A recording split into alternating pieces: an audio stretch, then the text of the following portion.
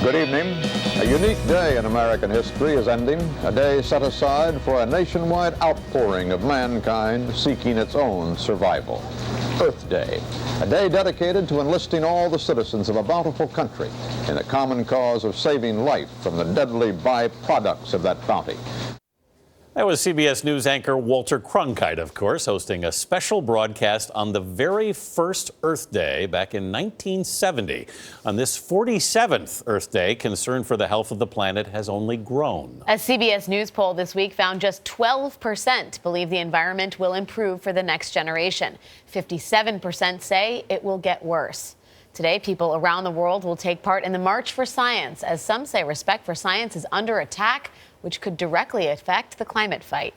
Here to discuss it all is Dr. M. Sanjayan, senior scientist at Conservation International and host of the new series Climate Lab on Vox. Sanjayan, good morning. Good morning. So, the March for Science. Right. What's the ultimate goal here? I think it's to remind the American people that science is the only objective mechanism we have to examine data and to self-correct the progress that we're making. We don't, in the history of humanity, we don't actually have a system to do that. So science comes into our lives and the food we have, the technology we use, how we take care of the planet. On a planet with 7 billion people, it becomes really important. The only problem is scientists are really bad at communicating.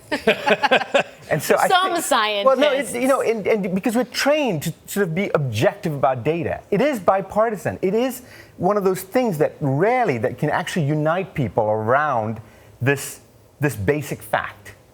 But it's really hard to communicate. And I think Science March is about reminding the American public and the world that science matters in our lives. I'm seeing a surprising amount of enthusiasm, not surprising really, but I mean a large amount of enthusiasm among scientists, mathematicians, doctors for this. What kind of turnout are you expecting for this? No one's ever done a science march before. So we don't know, but there's at least 600 satellite marches. Like every town I know, every city I know, some of my colleagues are there marching, and they're going to bring the best signs. You'll see the best costumes and best signs. Some of them will go right over everyone's heads. But I think that's sort of the point. That's sort of the point. But are you concerned, given how fraught the national political conversation is? Some would say partisanship around science is the last thing we need. Yeah.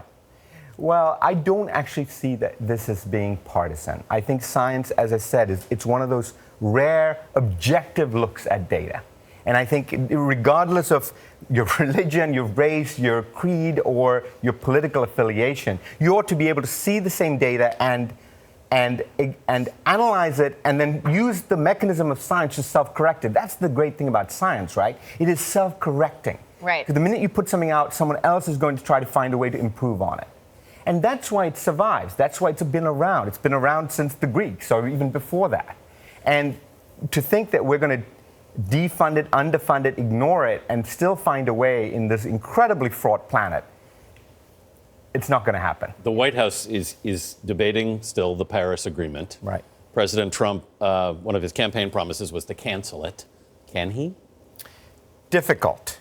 It's actually difficult. So the great thing about the Paris Agreement was it was designed to be both flexible and resilient. Flexible because each country has its own way of approaching this problem. Resilient because of exactly challenges like this. Even if we wanted to get out of it, it would take several years, maybe 3 years or so. Now, what could happen, and I actually don't think the administration is going to do that. I really don't.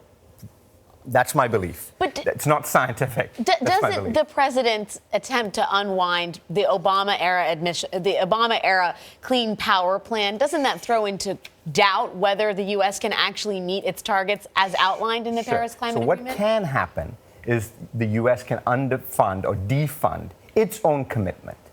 But the problem with doing this is, look, the train has left the station. This is not a problem that gets better with age. Yeah. I promise you. The whole world is already on this.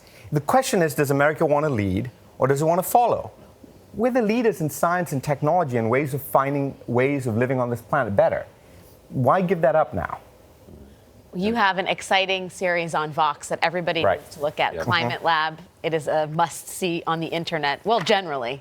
Well, generally, yes. It's a must-see. Because it comes at this problem in a different way. It deals with the issues on climate change in an irreverent, in an irreverent way with sort of different groups of people. All right. Emmy Sanjayan, thank you very much for being with us this morning. Again, the series is Climate Lab on Vox's YouTube channel.